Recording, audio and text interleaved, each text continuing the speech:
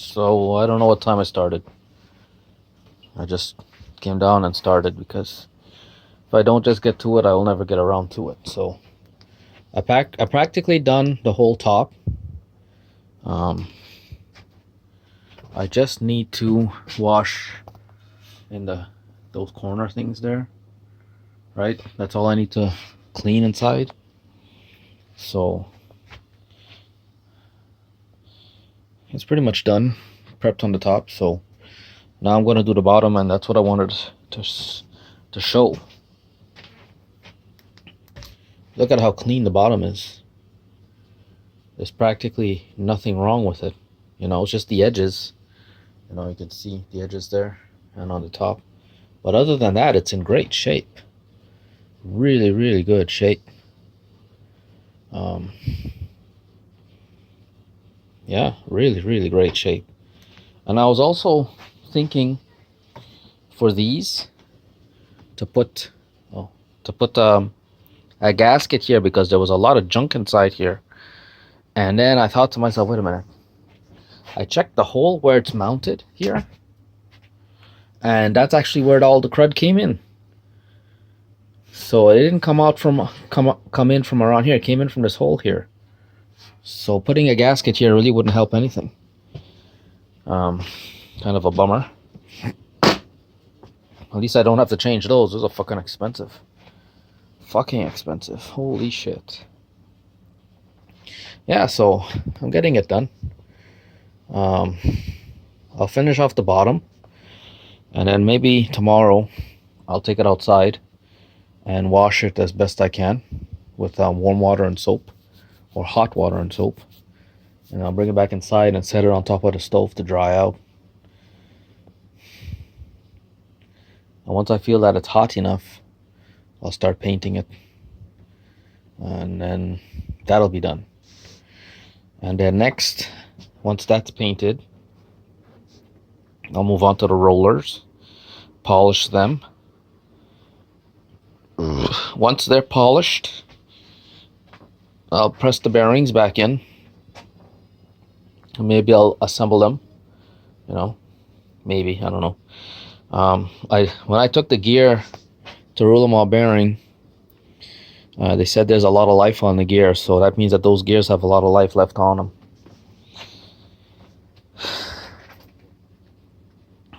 I need SAE 140 for that oil. That's what I need.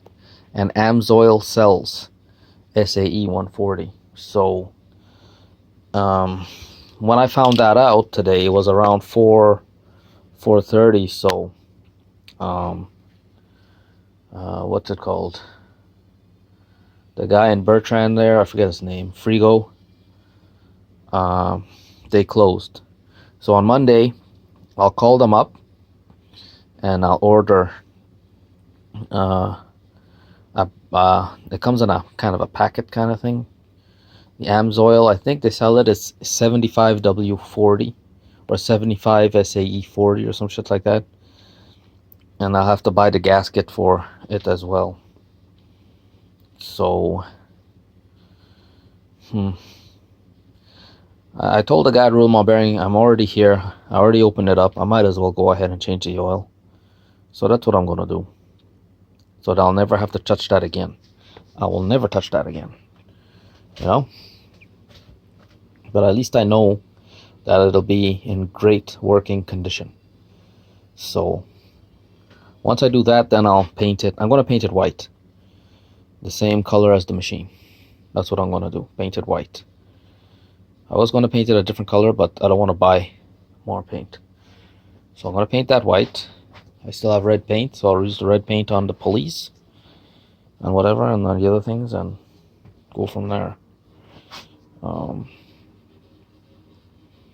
So then all I will need after that will be the chain. A chain and some springs. Yeah. Okay. So I guess once I got that painted, then I'll move on to that. I'll drill the holes. Yeah.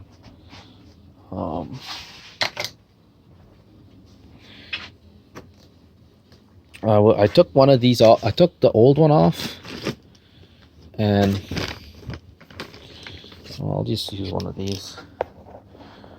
And when I was spinning it here on the old one, this was not parallel to the face of the base of the head here. You know, it was on an angle. So I checked these ones. These ones aren't great, but they're a lot better than the one that's stock on this unit. So I thought I would just look at that and turn it on a drill, try to file that out, you know. Let me see if I can find one here.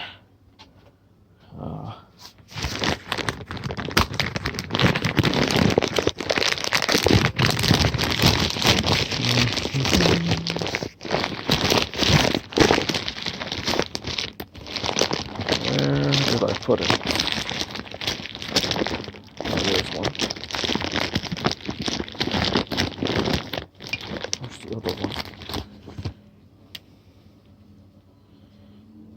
I don't know if it's... Oh, there it is.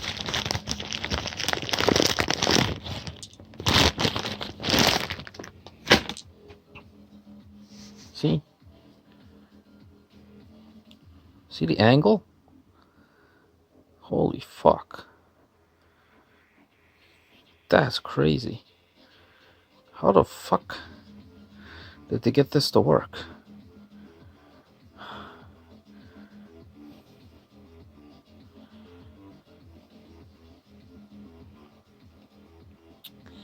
I don't understand.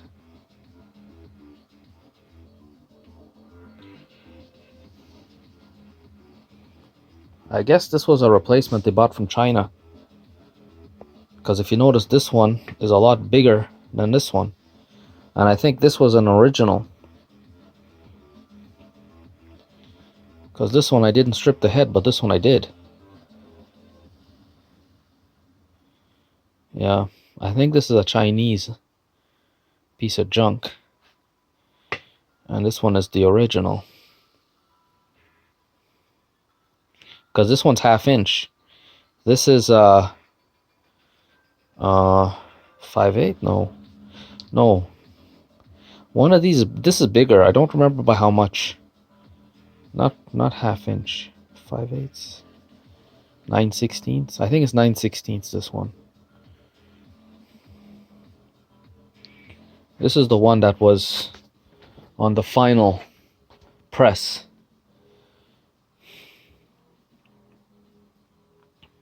Yeah, those guys, I don't know what the fuck they were smoking when they put that in there. For one thing, getting it from China, as soon as I saw that, I'm like, holy fuck. And I quickly went to go check the ones that I bought there. So this one is not bad. Like I said, I think this one's an original. Even on the unit, you can tell that the one where the Chinese was mounted, I don't know, oh no, where it was mounted in here, you know, you see how horrible it is?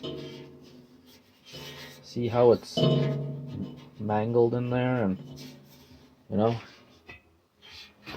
so, and this one here is not bad, you know, that's not bad, that's just a little bit of play.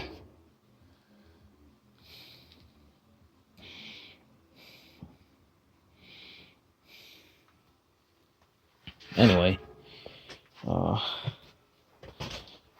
so get that finished up, get the paint on, and then move on to the next thing, the drums. Either the drums or that, I don't know, it doesn't matter. I guess the drums first.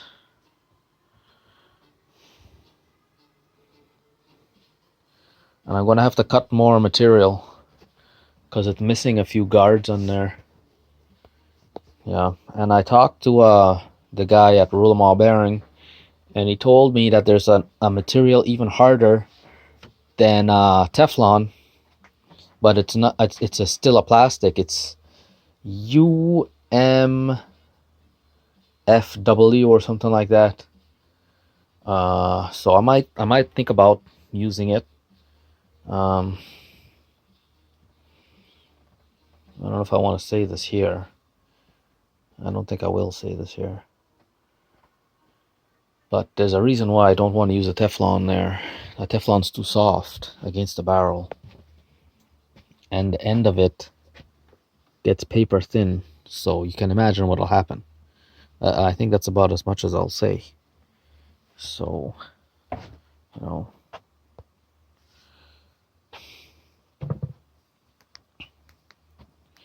Oh, I feel good about that though. I feel good getting that done. I'll bring it outside. I got both pots heating with water, so it won't be a big deal to wash it. I guess I'll just do it right here. I don't know. Or just fill one of these buckets with warm water and just use dish soap and give it a good scrubbing. And then bring it back inside. Once all the oil... Oh, before I even do that, I'll just take the sandpaper and just try to go over everything with the sandpaper. And I took off the decal from the front there. It was in really bad shape. I really wish I could have saved it, but I took it off. So I only have the one with the serial number and model number and all that.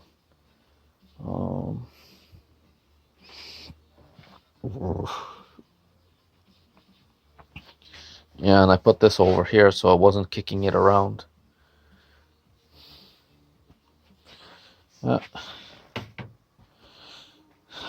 You'd think I'd be playing with my new butane torch there, and trust me, I really want to. But I gotta get this done. I just can't leave it. It's taking up space in my house, and I don't like it. If I wasn't sidetracked with this fucking pizza machine, I'd be doing other things right now. I probably would have started building my new home, you know, but anyway.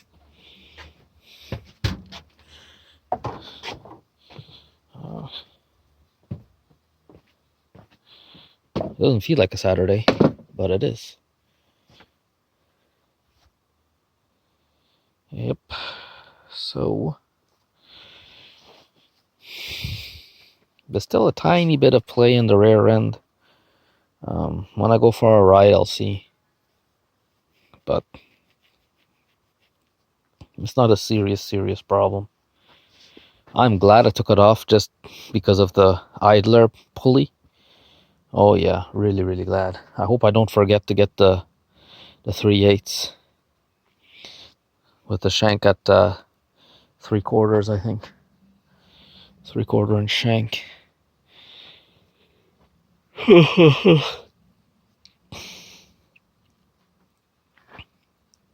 And I got the old pulley with the new bearings in it, so in my knapsack.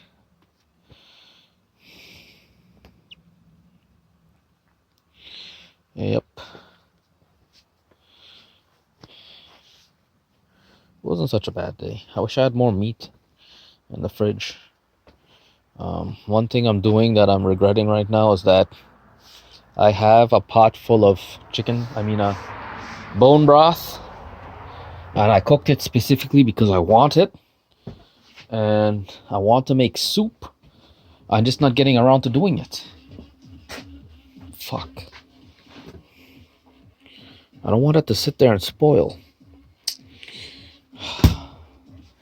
I'm in so much chaos in here because to make soup is a lot of preparation, you know. There's a lot of ingredients. And I still got to clean up inside here again, you know. Or I could put the bike there. It doesn't matter to me. Yeah, why don't I just put the bike there for the winter time? Yeah. Okay, I'll do that. I'll put the bike there for the winter. And I'll move that outside. Okay.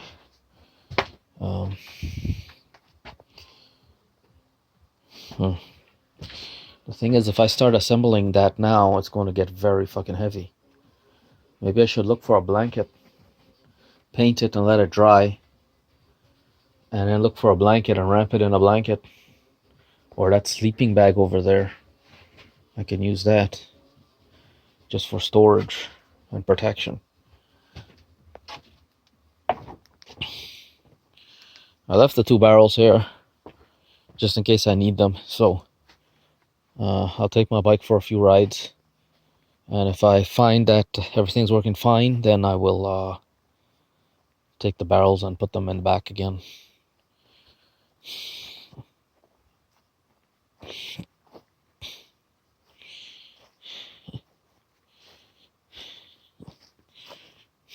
I wonder if it's dry. Holy fuck, look how it's dug itself in the ground. You know how much wood I chopped on this? Holy shit, that's not moving for nothing. Oh yeah. Because every time I chop wood on it, it smashes into the ground, you know? Crazy. Look at that. Oh, it's still fucking wet. It'll be dry tomorrow. Oh, I don't think it's gonna rain tomorrow. I don't think so.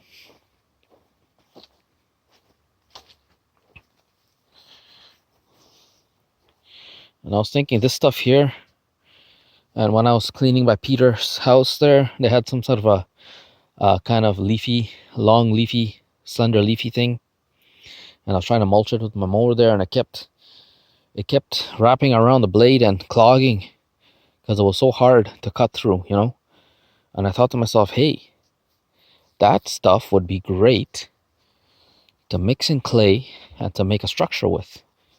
It's very strong, you know. So maybe that's what I'll do. Maybe. I guess if I paint it tomorrow, I might spend the rest of the day cutting firewood. Or what I will do is I'll wash it during the morning. It would be nice to paint it outside, but it's not warm. I was also thinking to use my little butane torch there to heat it up, but it's too small. And I was thinking to buy a heat gun to heat it up. You know? This is something like on the level of the pergola I built for Liz there. Because I made sure to build the pergola for Liz so that I never have to go back and do anything with it, you know. I didn't want it to turn out like what I built before, that piece of junk. You know, that's why I completely ignored Liz and did what I wanted to do. Not completely what I wanted to do, but enough to say that, yeah, it's in good shape.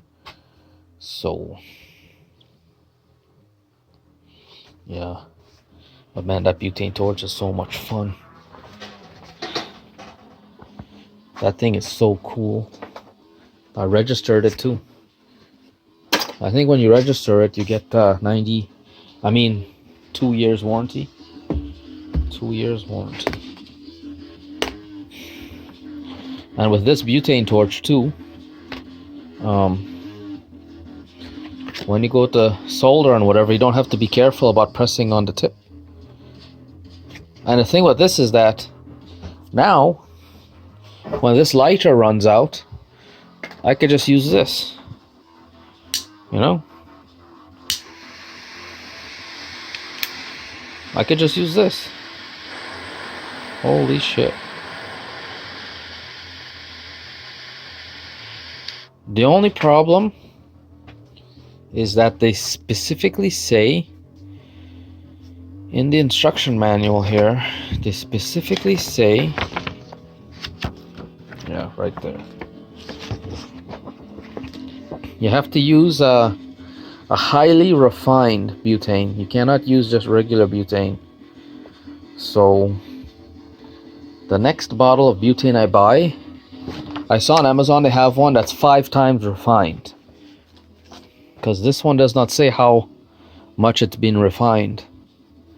You know, it just says for fueling all refillable butane lighters, extremely flammable, very flammable, contents under pressure, Olympia butane fuel refill, warning, contents may catch fire, do not puncture, Directions. Yeah, they don't say how much it's been filtered, so this is probably just a generic brand, right? And I assume that's the reason why the refill here doesn't work so well with the nozzle on that. I guess that the ones that have a higher refinery has a better nozzle for this. So, but man, this thing is so cool. My god, I can't wait to start using it. Like, oh my god. I hope next year I can fix this trailer up, man. Like, if I had $10,000 right now, I would easily spend it all on the new transmission for the bike, new rear triangle, fix this trailer, get it up and running on the road. You know, the bike, that transmission and all that, that's at least $500. At least $500. Plus the amount of time it would take me to work on it. That's another $500. So let's say $1,000. And then the trailer here, that's at least another, let's say 500, another 5, because it wasn't that expensive, you know. Oh no, let's say $700, you know. So that's $2,000 right there. And then I want to build a workshop, you know, that's at least $3,000 or $4,000. You know, I mean, that you see, $10,000 is gone already. So, you know, I don't have $10,000. I wish I did. I'm just gonna have to work and pay for all these things, little by little. You know. The thing is, it's difficult and takes a lot of effort on my part. You know. But it pays off in the end. You know, because the money I spent on that bike last year, it was a lot. You know, I had nothing extra for the winter, and I ran it this whole year and I had no problems with it. You know, it paid for itself. You know, once I could get out of this house and into my own little thing there, then the ball will get rolling. That's why you saw I had those car air compressors. You know, it would be nice to hook that up to one of these refrigerators. So then whenever I wanted to keep something cold or freeze it, I could run one of those on those compressors. Because that's all you're doing is just compressing a gas. Once you compress the gas, it releases the heat. And then when it goes past the thing, I don't know what it's called, man. Because it has to go past a small place that causes the pressure buildup. Once it passes that, it expands again and starts absorbing heat. You know, it's not complicated. It's not difficult, you know. So I think that's what I'll try to do. The thought never even occurred to me to use a car air conditioning compressor. And I saw that Volkswagen had a car that when you put it on, the cooling, it's full blast, and it was strong enough to start freezing the inside of your car. That's because they were using actual Freon. So if a Volkswagen could achieve that, then I could probably definitely run a refrigerator off of a car air conditioning compressor. Definitely. And then once I could do that, I could definitely cut my ties with the electricity grid. Because I'm paying $32 a fucking month. And they're taxing me on top of that. So $30, $1.50 on the 10. So that's $35. Let's say $36 a month. That's just going into service fees. Right? alone. You know? So, I mean, 10 months, $360 plus 72, that's 400, let's say $440. You know? If I spend $440 on like propane or gasoline to run this, I think I could get away with it. $440 in gas is a lot of fucking gas, man. Holy shit. And then on top of that, I could probably hook this up to a windmill. And on windy days, I could just clutch it into a windmill just to run the compressor. You know? I mean, it doesn't have to just run on gasoline. Or if I had goats or sheep, you know, I could have them turn a capstan, right, with a chain, hooked up to a chain or a gear or something, and they could run it. Let them chase a carrot for a little while, you know? I mean, there's so many ways that we can live with the things that we need without having to suffer, you know? And people don't think. Anyway.